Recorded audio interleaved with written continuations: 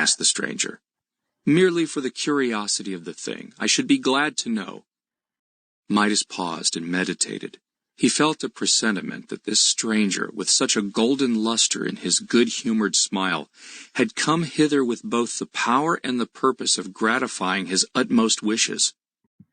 Now, therefore, was the fortunate moment when he had but to speak and obtain whatever possible, or seemingly impossible thing, it might come into his head to ask.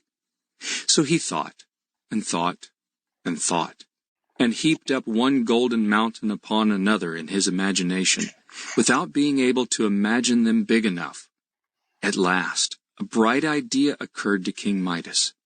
It seemed really as bright as the glistening metal which he loved so much.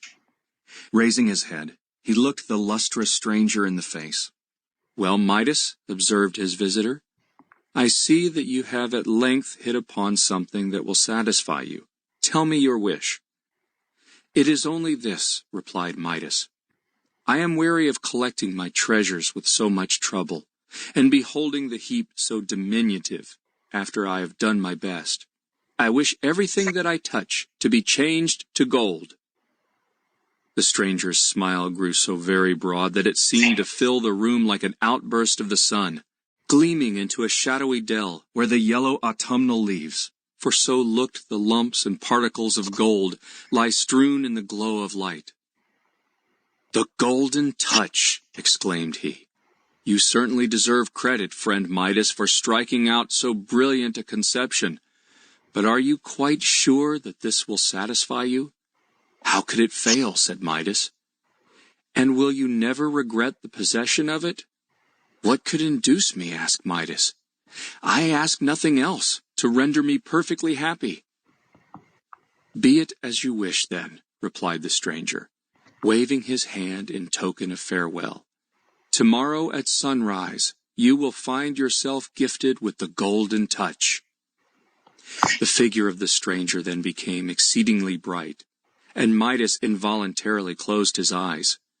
On opening them again, he beheld only one yellow sunbeam in the room, and all around him the glistening of the precious metal which he had spent his life in hoarding up. Whether Midas slept as usual that night, the story does not say. Asleep or awake, however, his mind was probably in the state of a child's, to whom a beautiful new plaything has been promised in the morning. At any rate, day had hardly peeped over the hills when King Midas was broad awake, and, stretching his arms out of bed, began to touch the objects that were within reach. He was anxious to prove whether the golden touch had really come, according to the stranger's promise. So he laid his finger on a chair by the bedside, and on various other things, but was grievously disappointed to perceive that they remained of exactly the same substance as before. Indeed, he felt very much afraid that he had only dreamed about the lustrous stranger, or else that the latter had been making game of him. And what a miserable affair would it be if, after all his hopes, Midas must content himself with what little gold he could scrape together by ordinary means, instead of creating it by a touch. All this while, it was only the gray of the morning, with but a streak of brightness along the edge of the sky where Midas could not see it. He lay in a very disconsolate mood, regretting the downfall of his hopes, and kept growing sadder and sadder until the earliest sunbeam shone through the window and gilded the ceiling over his head. It seemed to Midas that this bright yellow sunbeam was reflected in rather a singular way on the white covering of the bed. Looking more closely, what was his astonishment and delight when he found that this linen fabric had been transmuted to what seemed a woven texture of the purest and brightest gold. The golden touch had come to him with the first sunbeam. Midas started up in a kind of joyful frenzy and ran about the room, grasping at everything that happened to be in his way.